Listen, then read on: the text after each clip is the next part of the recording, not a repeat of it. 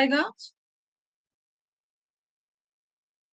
चलिए आइए, फटाफट आइए, तैयारी स्टार्ट कीजिए। रेखा मैम आप कीजिए।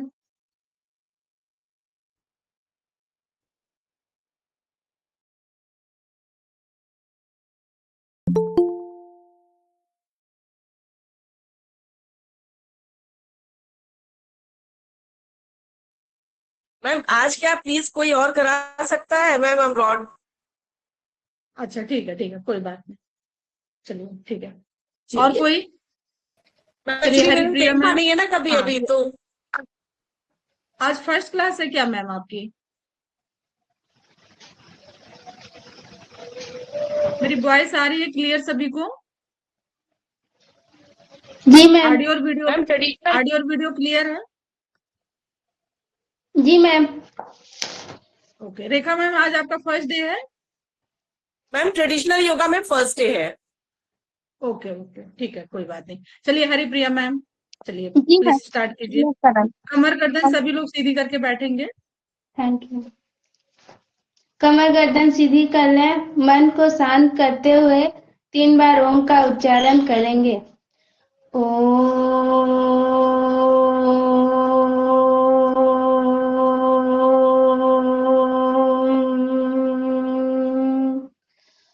ओम।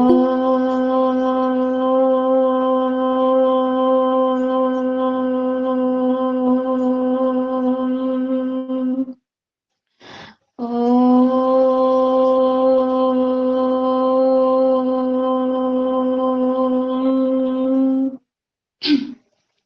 ॐ भूर्भुवः स्वः तत्सवितुर्वरेण्यं भर्गो देवस्य धीमहि धियो यो नः प्रचोदयात्। ॐ त्र्यम्बकं यजामहे सुगन्धिं पुष्टिवर्धनम् पूर्वारुकमिव बन्धना मृत्युर्मुक्षीयमामृता। मैं प्रतिज्ञा करती हूँ कि आजीवन नियम और नियम का पालन करूंगी। मैं प्रतिज्ञा करती हूँ कि पूरे विश्व में योग का पताका फहराऊंगी। मेरा संकल्प शक्ति सुधीर है, अभेद है, पवित्र है। मैं अपने संकल्प शक्ति से सब कुछ कर सकती हूँ। मेरे पास अजय मनोबल है, अजय मनोबल है, अजय मनोबल है। ओम शांति शांति शांति ही। दोनों हाथों को रब करें और चेहरे पे लगाएं।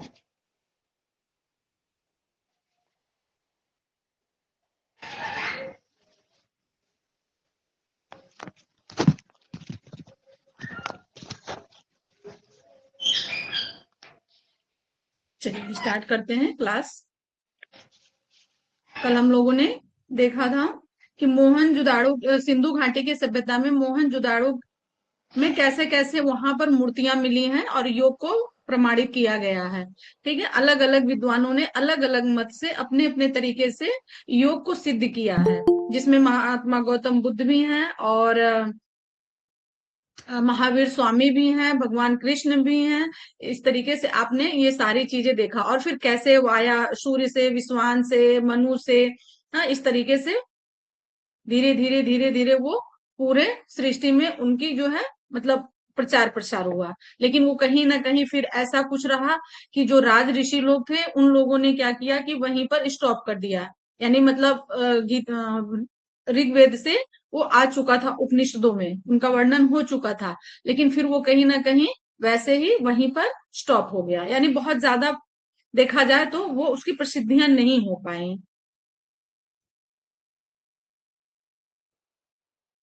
इसको तो आपने देख ही लिया था, भगवान हिरण्यगर्भाय ने सनकादिक एवं विश्वान को परमात्मा साक्षात रूप एक ही सनातन योग का उपदेश दिया।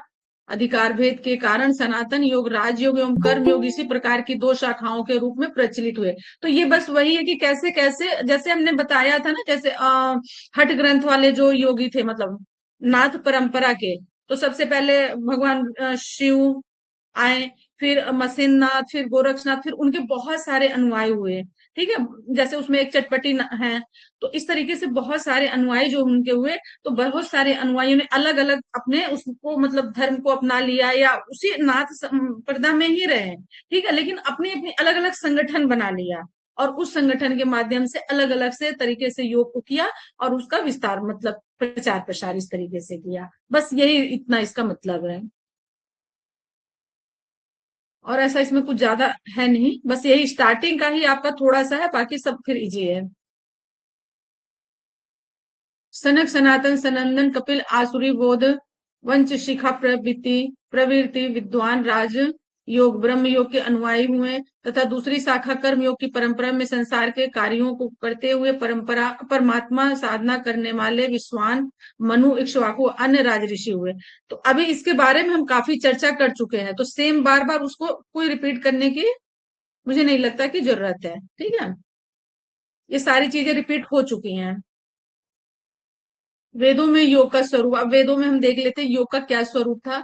वेद भारतीय संस्कृति, जो चीजें छूट जाती हैं, जैसे अब जैसे बहुत सारी चीजें हम मतलब इसी के माध्यम से हम बता चुके हैं, है ना, तो इससे जो इससे रिलेटेड होंगे उसको आप छोड़ देंगे, आप अपने से पढ़ लेंगे, फिर वहां टाइम वेस्ट करने का कोई मतलब नहीं है। फिर हम नई चीजें देखेंगे, जो जहां पर ऐसा लगता है कि आप नहीं समझ सकते हैं, फिर उन चीजों को हम बताएंगे।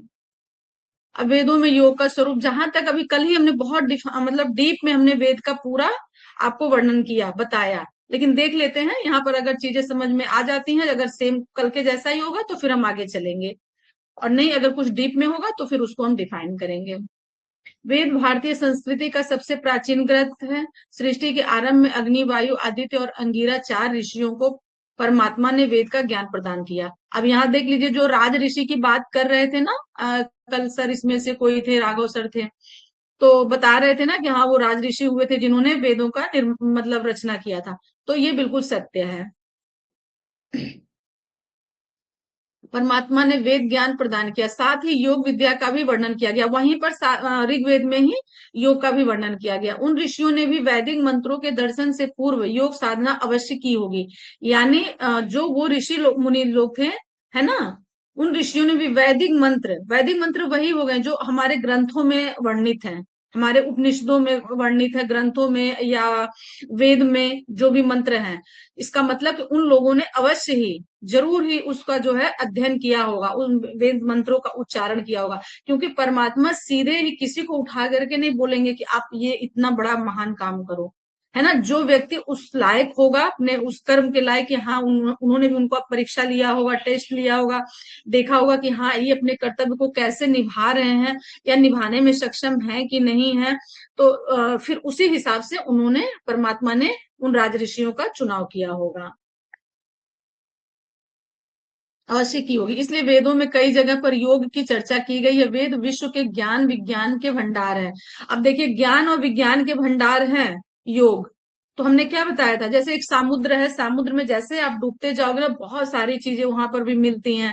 तो मोती जो होती है, शीप जो होती है ना, वो किनारे नहीं होती है, समुद्र के किनारे नहीं होती है, वो उसके अंदर में होती है, तब जाकर के लोगों को मोती प्राप्त होती है, यानी उसमें गहराई में डूबना पड़ता है। तो योग भी जो है ऐसे कोई छोटा मोटा नहीं है, ठीक है, ये भंडार है, पूरा ज्ञान और विज्ञान का दोनों का भंडार है। वेदों का मुख्य प्रतिपाद्य विषय आध्यात्मिक उन्नति करना है। आध्यात्मिक उन्नति मतलब सेल्फ स्टडी, जो क्या कहते हैं, स्वाध्याय, है ना, स्वाध्याय बताया था। आध्यात्मिक यानी परमात्मा से जुड़ने का जो मार्ग होता है, उन्नति करना, इसके लिए यज्ञ उपासना पूजा व अन्य कर्म कांडों का वर्णन किया गया है। इन सबके सबसे पूर्व योग साधना का विधान किया गया है, इसी संदर्भ में ऋग्वेद में कहा गया है। तो आपको लगता है कि यहाँ और कुछ हमें डिफाइन करने की जरूरत है? सारी चीजें हमने डिफाइन कर दिया है। यहाँ से अगर कोई क्वेश्चन नहीं आता है तो आप मुझसे लास्ट में पूछ लेंगे, ठीक है। यानी ये सारी चीजें जो अभी आपने, ये हमने वेदों में योग का स्वरूप पढ़ाया, ये जितना कंटेंट है इसकी हम कई बार चर्चा कर चुके हैं, और ये सत्य है कि ये सारी चीजें, जैसे वेद उपासना पूजा और यज्ञ मंत्र जो कुछ भी है, ये जब तक आप योग नहीं करते हैं, योग की सिद्धि नहीं प्राप्त करते हैं, ये सब चीजें संभव नहीं है, ठीक है। ये सब चीजें अपने ऑटोमेटिक, जैसे आप अपने जीवन में योग अपनाते हैं, ये सारी चीजें ऑटोमेटिक आपके जीवन में घटनाएं होना शुरू हो जाती हैं। आप वेद मंत्र करते हैं, नाम जाप करते हैं, जप करना शुरू कर देते हैं, आप अच्छी चीजों की तरफ चलना, पॉजिटिव चीजों की तरफ चलना शुरू कर देते हैं। आपका माइंड, आपकी थिंग्स जो कुछ भी है, ये सब पॉजिटिव होना शुरू हो जाती है, और गलत चीजों से ऑटोमेटिक आपका जो है वहां से कनेक्शन डिस्कनेक्ट होना शुरू हो जाता है।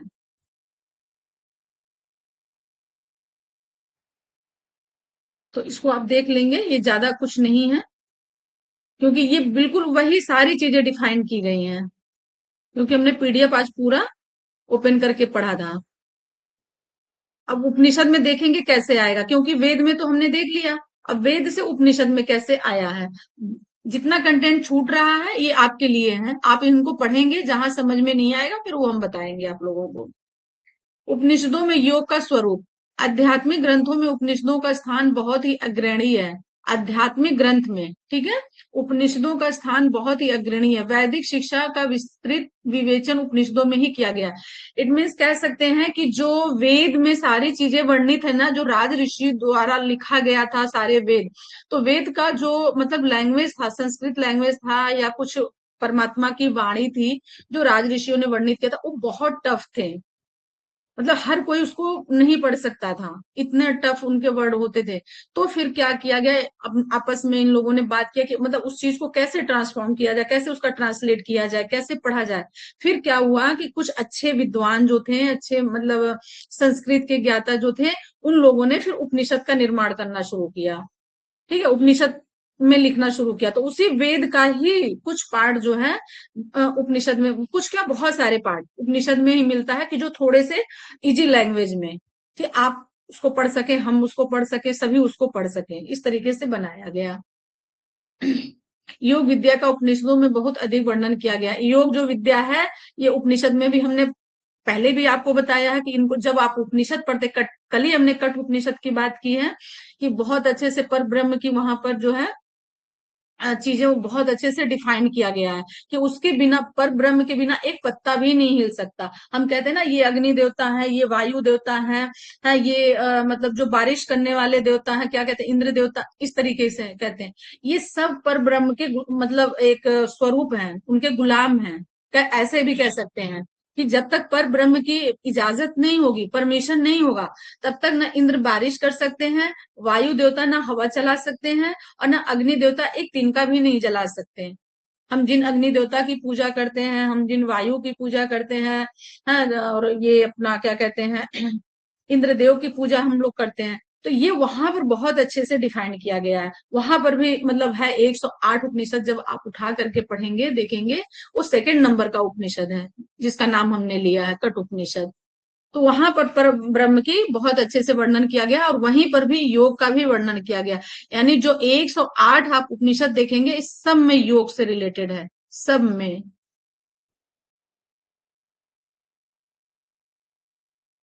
क्योंकि पूरी की पूरी जो वेद में हमारी चीजें हैं, वो यहाँ पर भी हैं, उपनिषद में भी। अब इनकी वो देख लेते हैं, ये उपनिषद के नाम है, तो इसको आप खुद ही पढ़ लेंगे, ठीक है। इतना ये उपनिषद का नाम डिफाइन करने की कोई जरूरत नहीं है। 100 यहाँ पर आपका 21 उपनिषद दिया है, तो आप 21 को ही बस पढ़ेंगे, इनको अपना सीक्वेंस वाइज देख लेंगे, सब ये उपनिषद के नाम है। इन सभी उपनिषदों में चित्त, चक्र, नाड़ी, कुंडलनी, इंद्रिय, यम, नियम, आसन, प्राणायाम, प्रत्याहार, धारणा, ध्यान, समाधि, मंत्र योग, लय योग, हठ योग, राजयोग, ब्रह्म योग, है ब्रह्म ध्यान योग, प्रणव वासना, प्रणव उपासना। प्रणव उपासना क्या है, सूर्य की उपासना, ठीक है। प्रणव मीन्स होता है सूर्य की, सूर्य की उपासना, ज्ञान योग तथा चित्त की अवस्थाओं का विस्तृत वर्णन किया गया। तो जब ये उपनिषद आप उठा करके पढ़ेंगे ना, तो आपको पूरी तरीके से ये सारी चीजों का वर्णन मिलेगा। इसमें और भी बहुत सारे उपनिषद है, जैसे हमने कल बताया था, इस ईशावास्य उपनिषद, कठ उपनिषद, कठोपनिषद, तैत्रीय उपनिषद, हाँ, इस तरीके से है 108 उपनिषद। जैसे उपनिषद आप उठा के पढ़ते हैं, तो वहां पर आपको सारी चीजें मिल जाएंगी। इसको देख लेते हैं। सूर्य चंद्र चंद्रमा योग जीवात्मा परमात्मा ने एवं तो द्वंद्व जालास्य संयोग योग उच्चते।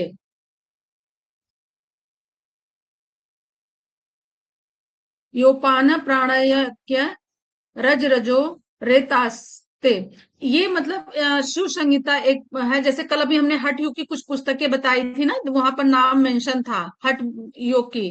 ठीक है, तो उसमें से एक है इसमें बुक, और ये उसमें भी है, क्या कहते हैं, उपनिषद में भी। ये जो आप देख रहे हैं मंत्र, ये उपनिषद में भी वर्णित है, और ये कि शिव संहिता में भी इसका मतलब वर्णन किया गया है। तो वहां पर शिव शक्ति को रजस और रेतस के नाम से भी बुलाया गया है, जिसको हम हिंदी में अभी देखते हैं। अर्थात प्राण और अपान। प्राण हमारा क्या हो गया, प्राण शक्ति ऊर्जा। अपान हमारा जो अधो मार्ग से ही हमारा ये जो ऊर्जा शक्ति है ना, ये कंटिन्यू देखिए आप निकलती रहती है।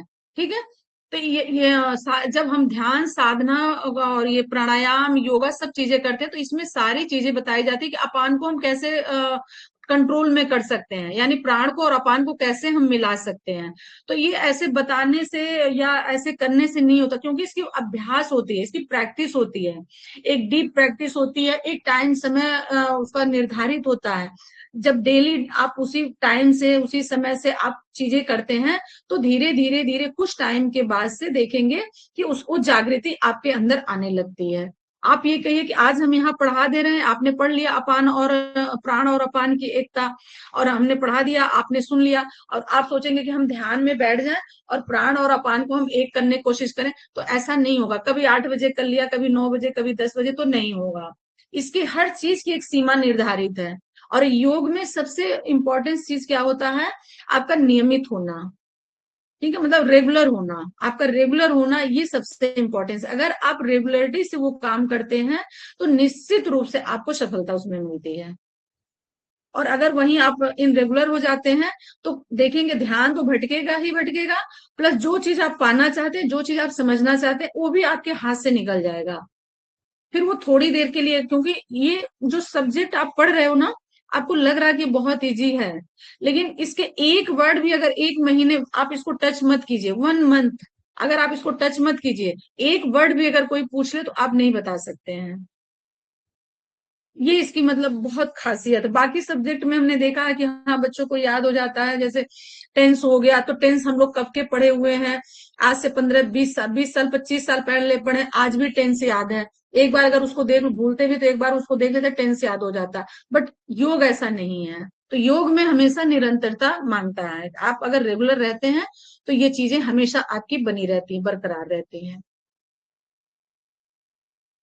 अपान की एकता, रज रूपी कुंडलिनी की शक्ति और रेत रूपी आत्म तत्व का मिलन, सूर्य स्वर व चंद्र स्वर का मिलन है। जो हम अनुलोम विलोम करते हैं ना, यही हमारा चंद्र नाड़ी और सूर्य नाड़ी होता है।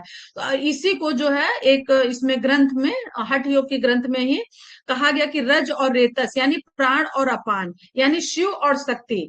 ये भी शिव शक्ति है। जो राइट लेफ्ट हम पढ़ाए थे ना, पेपर 1 में पढ़ाए थे, आपको बताए थे, ये भी शिव शक्ति ही है। यानी जब हमारा अनुलोम विलोम के माध्यम, सॉरी, नाड़ी शोधन के माध्यम से जब दोनों हमारा नोस्टल जो है इक्वल चलने लगता है, इक्वल हो जाता है, यानी सिंपैथिक और पैरासिम्पैथिक जो नर्वस सिस्टम होता है, वो अपनी जगह पर जब वो कंसंट्रेट हो जाता है, तो हमारा कौन सी नाड़ी का जागृत होता है, सुषुम्ना नाड़ी का। ठीक है, और वही सुषुम्ना नाड़ी जो है हमारे सीधा 6 हमारे जो चक्रास है, उसका भेदन करते हुए वो सीधे कहाँ जाके मिलते हैं, सहस्रार में। यानी कहते शिव शक्ति का मिलन। तो शिव का स्थान कहाँ है, अपर पार्ट में, और शक्ति का स्थान कहाँ है, लोअर पार्ट में। तो कुंडलिनी जागरण के बारे में जो हमने वहां आपको बताया था, कैसे उसका मतलब होता है, प्रैक्टिस होता है, वो किसी गुरु के उसमें होता है, तो बस वही सारी सेम चीजें यहाँ पर मेंशन की गई हैं। शिव शक्ति का ही इसका नाम दिया गया है। फिर यहाँ पर देख लेते हैं परमात्मा का योग। इसी प्रकार कठोपनिषद में भी योग की परिभाषा दी गई है। ठीक है, तो ये जितने जो है डेफिनेशन दिए गए हैं, इसमें हम टाइम बिल्कुल वेस्ट नहीं करेंगे, हम आगे आगे ही देखेंगे। जहां डेफिनेशन है, आप ये समझ ले, जो भी हम पढ़ाते आ रहे हैं, ये सारी वही चीजें मेंशन है। तो आप अगर एक बार अपने से पढ़ लेंगे, तो वहां पर आपको समझ में आ जाएगा।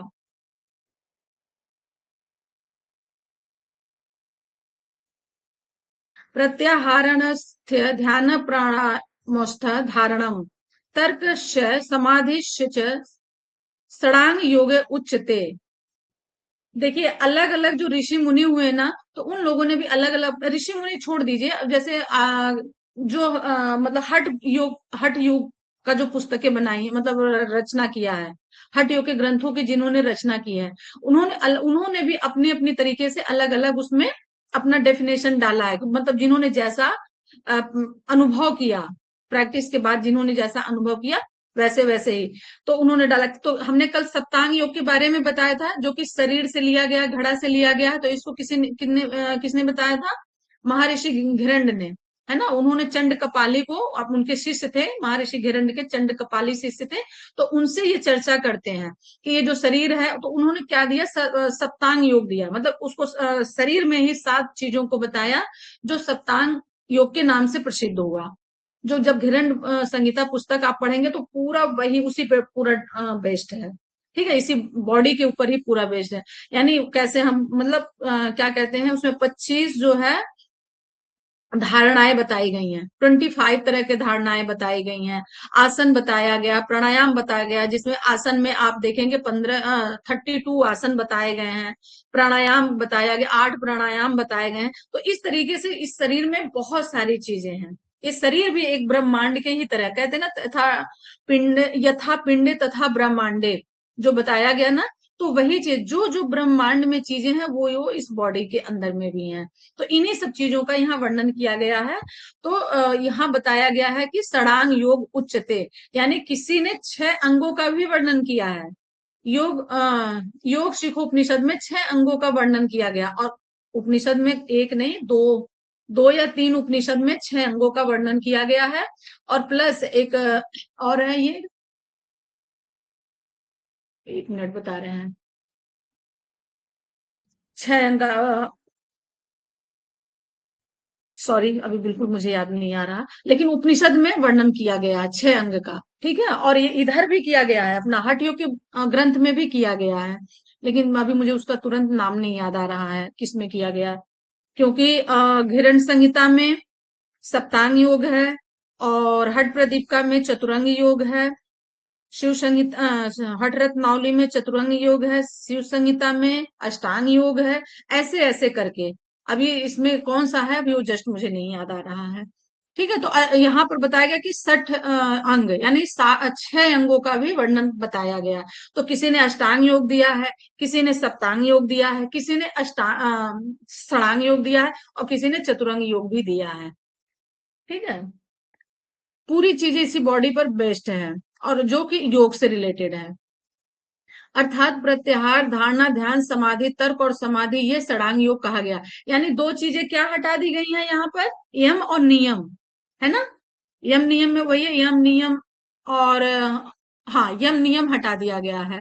तो ये देखिए षडांग योग बता गया, धारणा, ध्यान, सॉरी, प्रत्याहार, धारणा, ध्यान, प्राणायाम, ये 4 हो गए। समाधि, तर्क और समाधि, ये यहाँ पर षडांग योग दिया गया, यानी 6 अंगों का वर्णन किया गया है। अन्य एक उपनिषद में आसन, प्राणायाम, प्रत्याहार, धारणा, ध्यान और समाधि योग के 6 अंग बताए गए हैं। किसी में देखिए स्पेसिफिक इन्होंने भी नाम नहीं लिया, केवल बताया एक अन्य उपनिषद में, ठीक है। और अगर 2 मिनट का आप हमें समय दीजिए तो अभी हम तुरंत डिफाइन कर देंगे आपको, क्योंकि हम सब नोट डाउन करके रखे हुए हैं। बस 2 मिनट का मेरे को टाइम दीजिए। इसमें कितने अंग हैं वो भी हम बता देते हैं आपको।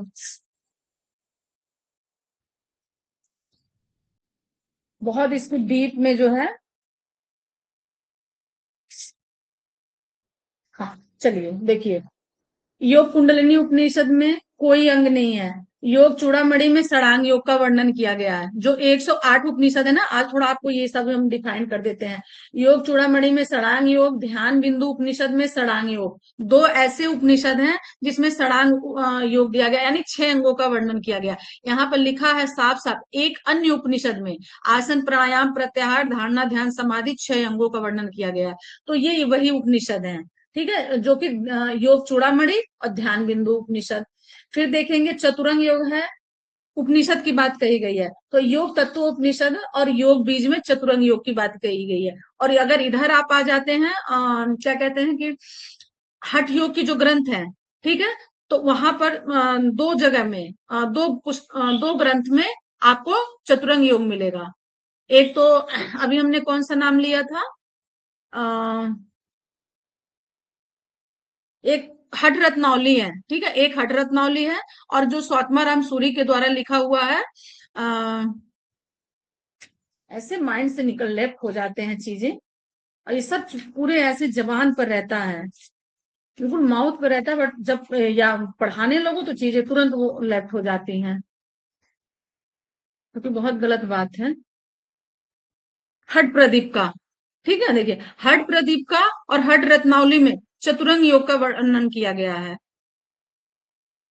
ग्रंथ संहिता में षडांग योग का वर्णन किया गया है, और कई सारी चीजों में मतलब अष्टांग योग का वर्णन किया गया है। तो चलिए इतना डीप में आप मत जाइए, क्योंकि आपको इतने डीप की जरूरत नहीं है। जब आप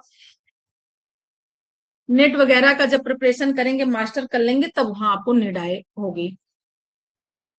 इस तरीके से 6 अंग बताए गए। इसके अतिरिक्त अष्टांग योग का भी उपनिषदों में विस्तृत वर्णन किया गया। अष्टांग योग की बात कही जा रही है, ठीक है। तो पहला तो इसी में है आपका शिव संहिता में, शिव संहिता में है, और दूसरा जो है योग वशिष्ठ, योग वशिष्ठ में भी अष्टांग योग का वर्णन किया गया है, वो भी हठ योग का मतलब ग्रंथ है। योग शिखोपनिषद में योग की विभिन्न पद्धतियों का वर्णन करते हुए कहा गया है। तो अलग अलग मतलब कैसे, वही जो है आप देखेंगे कि हर चीजों में कैसे सॉरी, ऋग्वेद से कैसे ये उपनिषदों में कैसे ट्रांसफॉर्म हुआ। मंत्र लयो हठो राजयोगांत भूमिका का क्रमात एक एवं चतुर्स्यम महायोगम विद्यते। अर्थात मंत्र योग, लय योग, हठ योग और राजयोग, ये चारों योग यथाक्रम 4 भूमिकाएं हैं, चारों मिलाकर एक ही चतुर्विद चतुर्विद योग है। समझ में आ रहा ना सारी चीजें? एक बार यस कर दीजिए। Yes ma'am. ओके, ये चारों मिलाकर के मंत्र योग, लय योग, हठ योग और राजयोग, ये चारों मिलाकर के इसका भी वर्णन हठ रत्नावली में किया गया। इसको महायोग कहा गया, ये चारों योग को मिलाकर के इसको महायोग कहा गया है। यहाँ पर चतुर्विद योग कहा गया, जिसे महायोग कहते हैं। उपनिषदों में मोक्ष प्राप्ति के लिए ज्ञान के साथ साथ योग को भी आवश्यक माना गया है, योग तत्वोपनिषद में भी कहा गया है। ठीक है, तो अब यहाँ पर आप इसको पूरा छोड़ देंगे, अब आ जाइए गीता का स्वरूप में हम देख लेते हैं, क्योंकि ये सारे वैसे उपनिषदों की बात कही गई है। तो अभी हमने सारा डिफाइन कर दिया, तो आप इसको देख लेंगे कि किस किस उपनिषद में कैसे कैसे मतलब योग को बताया गया है। बस अब ज्यादा टफ नहीं है, ज्यादा टफ स्टार्टिंग वाला था। गीता में योग का स्वरूप,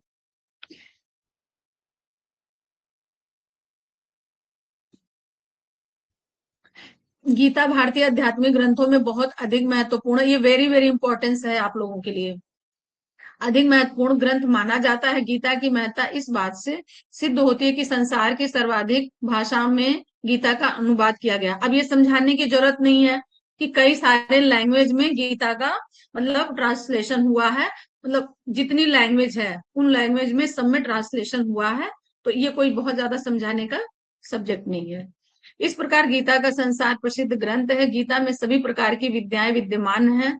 मनुष्य जीवन के प्रत्येक मानसिक अवस्थाओं को गीता में वर्णित किया गया है। सभी विषयों के साथ साथ गीता में योग को विशेष स्थान दिया गया है। ठीक है, जो बाकी की चीजें हैं जो हम संसारिक जीवन में देखते हैं, अपने जीवन में लाइफ में उतार चढ़ाव, इस तरीके से चीजें हमारा बहुत सारी चीजें अस्त व्यस्त होती, कहते हैं ना। हमने अभी योगी जी का एक वीडियो देखा था छोटा सा, जो यूपी के सीएम योगी जी हैं, उनका छोटा सा वीडियो देखा था हमने हमने अपने स्टेटस पर भी लगाया था कि गीता का जो ज्ञान है ना, सिर्फ जेल में जो कैदी हैं उनके लिए नहीं है। बहुत बड़ी बात कही गई है, और उन्होंने बहुत अच्छा मतलब छोटा सा वीडियो था उनका। तो केवल जो जेल में बैठे हैं ना कैदी, उनके लिए नहीं है, गीता हम सब के लिए है। छोटे से लेके बच्चों से लेकर के बूढ़े तक के लिए गीता का ज्ञान होना सभी को जरूरी है। तो बहुत बड़ी बात कही गई है। गीता का ज्ञान उनको इसलिए पढ़ाया जा रहा है, मतलब ऐसा उन्होंने किया, बोला कि जेल में इसलिए कि उन्होंने कुछ अपराध किया, कुछ ऐसे अनैतिक कार्य किए जो सही नहीं था, जो कानून के अगेंस्ट था, है ना। तो फिर वो इसलिए वो सजा उनको भुगत रहे हैं, मतलब वैसे उनको पनिशमेंट मिला है, तो वैसी चीजें मतलब आप समझ सकते हैं कि जब उनको गीता का बुक्स दिया गया और ग्रंथ दिया गया, आप पढ़िए इस चीज को, समझिए इस चीज को। अगर वही गीता का ज्ञान पहले पढ़ लिए होते, यानी जो अपने कर्म उन्होंने ऐसा किया जो जेल में हैं, ठीक है, अगर उन्होंने पहले पढ़ लिया होता तो शायद उस पाप से वो बच जाते हैं, उस जगह से जाने से वो बच जाते हैं। इसलिए ऐसी बातें कही गई हैं कि केवल उनके लिए नहीं है, हम सब के लिए है। अगर इसको हम पढ़ते हैं तो ऐसे कोई भी अनैतिक कार्य हमसे नहीं होगा कि जिसको मतलब वहां तक जाने की नौबत आए, है ना। इसलिए स्टार्टिंग में ही हमने आप लोग को बोला था कि हर योग के विद्यार्थी को या क्या सभी को मतलब 2 पुस्तक उनके पास, 2 ग्रंथ होने ही होने चाहिए। कभी भी टाइम मिले एक आप पढ़ लो वहां से, आपको देखो कितना शांति और कितना मार्गदर्शन उससे होता है। यह बात से सिद्ध हो जाता है कि गीता के प्रत्येक अध्याय के नाम के साथ योग शब्द जोड़ा गया है। योग की विभिन्न पद्धतियों का गीता में वर्णन किया गया। गीता में जगह जगह योग और योगी शब्द का प्रयोग किया गया। योग क्या है, किस स्थान पर योगाभ्यास करना चाहिए, किस प्रकार योग करना चाहिए, योग करने से किस फल की प्राप्ति होती है, इन सभी बातों का गीता में विस्तार से वर्णन किया गया। तो आ गया समझ में। वहां पर आप देखेंगे तो स्टार्टिंग के चैप्टर 2 में ही 48 और 50 नंबर का योगस कर्मसु कौशलम और योग से समस्त योग उच्चते, ये बहुत ही फेमस है। मतलब फेमस वहां के जो है गीता के सबसे फेमस क्या कह सकते हैं ये मतलब मीनिंग, ठीक है, वो सबसे मतलब इम्पोर्टेंस है। फिर वहां पर आप 6 में आ जाएंगे तो 6 में आप आएंगे 23 नंबर का, ऐसे ऐसे करके। और फिर जैसे आहार मतलब खान पान की बात जैसे कर आहार और विहार का, तो 17 अध्याय में 6 नंबर का ऐसे करके बताया गया है, ठीक है। तो ये सब चीजें मतलब गीता जो 18 अध्याय है ना, जो 18 अध्याय आप देखेंगे तो अर्जुन विषाद योग, कर्म योग, संन्यास योग, कर्म संन्यास योग, इस तरीके से पूरा वर्णन किया गया है। तो हर चीज में मतलब योग बताया गया। सारे जो 18 अध्याय आपके हैं, चैप्टर्स हैं, उनमें सब में योग का वर्णन किया गया है। तो ऐसे ही नहीं किया गया कि यानी मतलब उसको आप योग को ले करके चलिए, योग को जोड़ करके चलिए। योग के बिना मतलब ये सारी चीजें भी अधूरी हैं, जीवन का हर लक्ष्य अधूरा है। महाभारत के टाइम पर जब भगवान कृष्ण इनको उपदेश दे रहे थे अर्जुन जी को, तो ये 18 अध्याय जो आप पढ़ते हो गीता में, जो कि बहुत ही इंपॉर्टेंस है, और आज के टाइम पे तो वाकई में कि हर एक व्यक्ति के लिए ये इंपॉर्टेंस है। तो ये 18 अध्याय जो था, ये सब पूरा योग पर ही बेस्ड था। 18 दिन का वो चला था, और 18 दिन के लिए जब से सृष्टि का निर्माण हुआ है तब से वो 18 डेज के लिए वहीं पे समय रुक गया था वो। आ रही है बात समझ में। तो जब इसको आप पढ़ेंगे तो आपको खुद ही ये सारी चीजें ऑटोमेटिक जो है क्लियर होती चली जाएंगी। गीता में योग की विभिन्न परिभाषाएं दी गई हैं। द्वितीय अध्याय के देखिए 48 में श्लोक में योग की परिभाषा को देते हुए कहा गया है, योगस्य कुरु कर्माणि संगत्वा धनंजय सिद्ध सिद्धियों समभूत्वा समत्व योग उच्यते। अभी हमने नाम लिया था ना कि समत्व योग उच्यते और कर्मशु कौशलम, है ना। ये दो जो है आपके परिभाषा यानी डेफिनेशन बहुत ही इंपॉर्टेंस है। अर्थात हे अर्जुन, कर्म फलों की आसक्ति त्याग कर सम बुद्धि होकर कर्म कर, क्योंकि जिसमें भूतों में समान भाव सिद्ध और असिद्धि में जिसकी बुद्धि समान रहती वही योग की अवस्था है। हम योग क्यों करते हैं, इतना मतलब सटीक देखिए चीजें बताई गई हैं। अगर हम योग कर रहे हैं तो आप लोग भी जैसे कर रहे हो, इसमें से ऐसा नहीं कि कोई भी व्यक्ति नया पर्सन होगा, जरूर योग से जुड़ा ही होगा। क्योंकि योग पढ़ने तभी आप आए हैं क्योंकि आपको योग ने खुद चुना है, ठीक है। आपने योग को नहीं चुना, नहीं तो इतने एज के आप सब लोग बैठे हो, सभी की एज मतलब कुछ लोगों की छोड़ करके, क्योंकि सभी का फेस हम नहीं देखते हैं, लेकिन जो मेरे सामने आता है, जिनकी वीडियो ऑन होती है, तो वहां से हमें समझ में आ जाता है कि अब 35 है, 30, 30+, 40 इस तरीके से सभी एज वाले हैं। तो आप इस एज में क्यों योग को चुने हैं, मतलब अगर और भी आप सब्जेक्ट चुन सकते थे ना, लेकिन ऐसा नहीं है। इसी जो एज में आपने चुना है, ये किसी जन्म में आपका, कब किसी प्रारंभ में आपका, इसी टाइम पर आपका योग छूट गया था, आपका मतलब उस समय आपके शरीर से आपका आत्मा छूट गया था, जो कि योग आपका अधूरा रह गया था, ठीक है। तो जब अब मनुष्य जन्म आप पाए हैं तो वहीं से वो योग फिर से स्टार्ट हो रहा है। और ये हम नहीं कह सकते कि इसके पहले वाले जन्म में, पता नहीं किस जन्म की बात ये हम कह रहे हैं।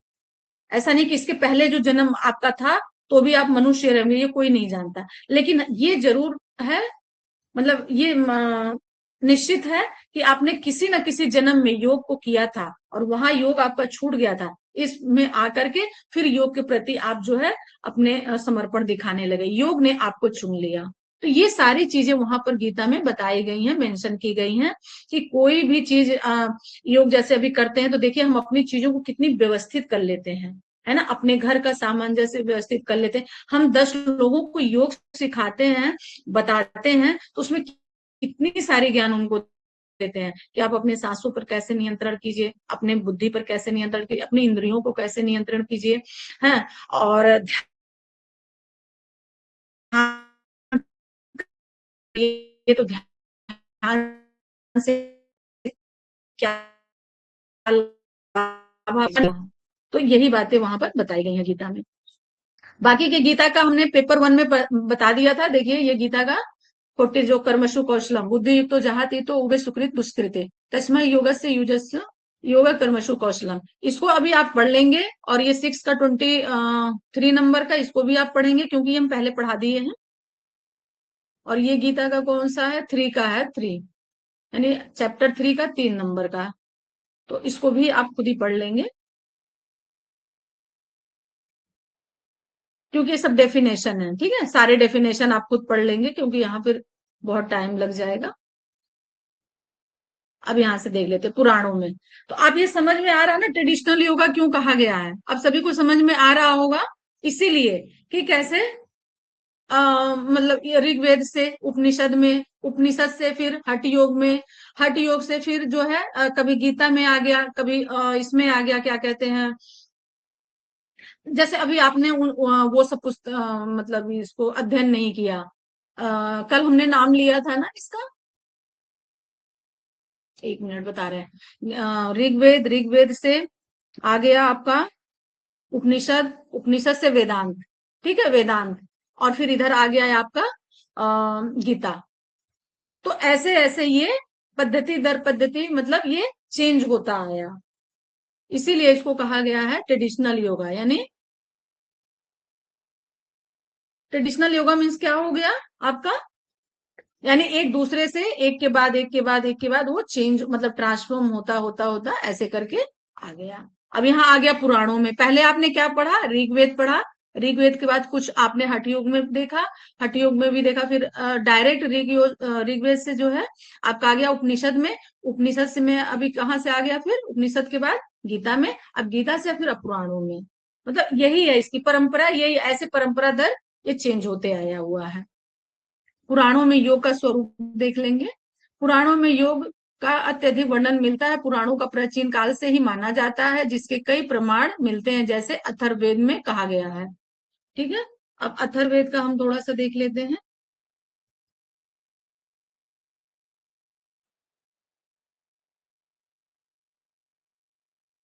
ऋक, यजु, साम और अथर्ववेद के साथ ब्रह्मा ने पुराणों का भी अभिवादन किया है।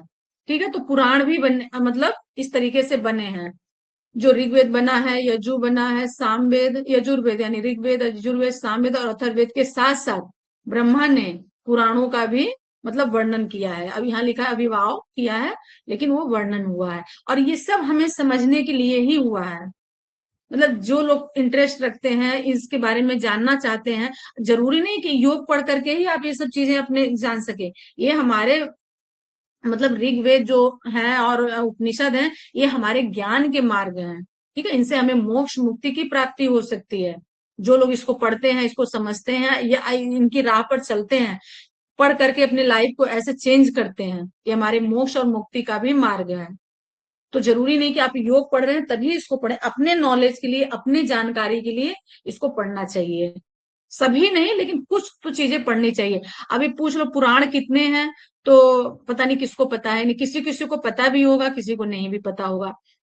ठीक है, तो यहाँ ही अभी आप देख लेंगे, मेरे ख्याल से कि 18 पुराण हैं, हाँ 18 है। ठीक है, उपयुक्त 18 पुराण बताए गए, पूरे टोटल 18 पुराण है।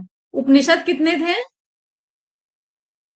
किसी को याद है? चलिए अभी हम लास्ट में पूछते हैं, उपनिषद कितने थे। इस प्रकार मत्स्य पुराण में भी कहा गया कि पुराण सर्व शास्त्र प्रथम ब्रह्म समशतम अंतरः चंतः वाक्तेभ्यो वेदास्य वेदास्य विनिर्गितः, यानी मत्स्य पुराण में। पुराणों की रचना महर्षि वेद व्यास जी के द्वारा मानी जाती है। ये सब थोड़ा सा आप लोग नोट डाउन कर लेंगे, जो इम्पोर्टेंस है। पुराणों की रचना महर्षि वेद व्यास जी के द्वारा मानी जाती है। पुराणों में कथा वाचन किया जाता है, यहीं से कथा प्रारंभ प्रचलित हो गई थी। यानी जो हम कथा वगैरह जैसे घरों में कराते ना, भगवान सत्यनारायण की कथा वगैरह, यहाँ का ऐसा मानना है कि यहीं से वो कथा वगैरह का प्रारंभ स्टार्ट हो गया था। इन पौराणिक कथा वचनों को गुजरात तथा महाराष्ट्र में पुराणी तथा उत्तर भारत में व्यास के नाम से पुकारते हैं। उत्तर भारत में व्यास के नाम से जाना जाता है, और महाराष्ट्र में, गुजरात और महाराष्ट्र में इनको वाचकों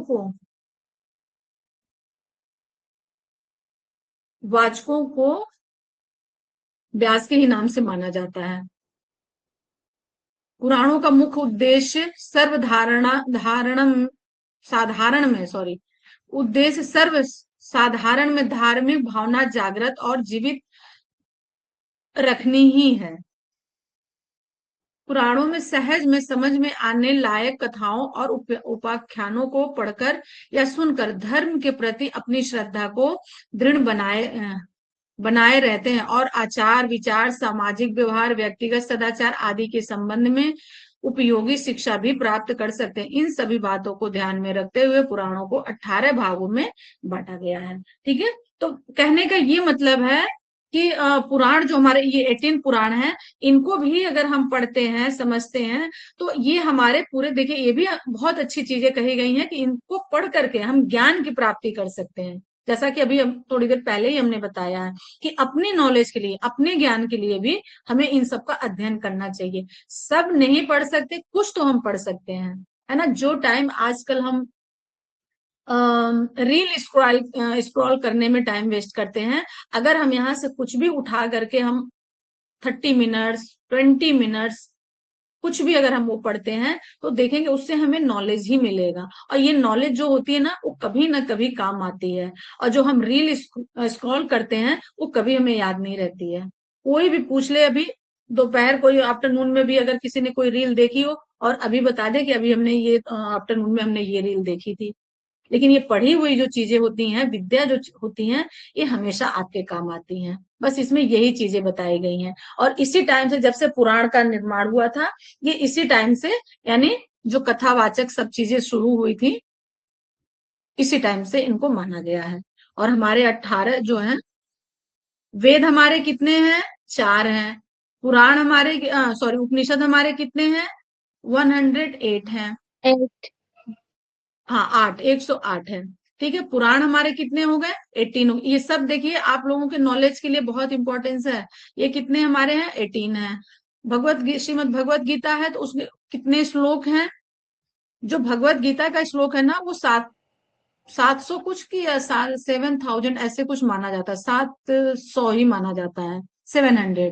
ठीक है, अध्याय कितने हैं? 18 अध्याय हैं। उन हर अध्याय का नाम, 18 अध्याय का नाम भी आपको पता होना चाहिए। ठीक है, और अगर बोलिए तो हम कल बता देंगे नाम, क्योंकि आज का टाइम ओवर हो रहा है। हम कल आपको 18 अध्याय का नाम बता देंगे।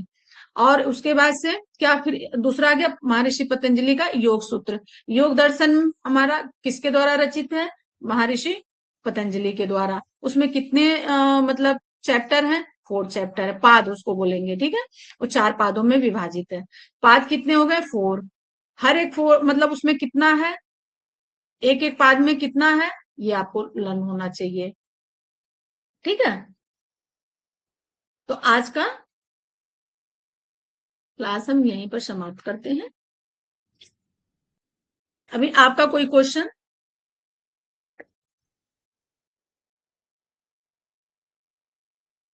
किसी का कोई क्वेश्चन?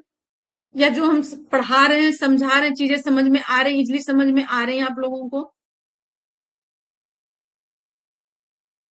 अब कोई तो आप लोग बोलो, कितने 18 हो आप सब लोग, कुछ जी बोलोगे मैम, आ तभी रहा तो है। मुझे हाँ, आ जी रहा। मैम।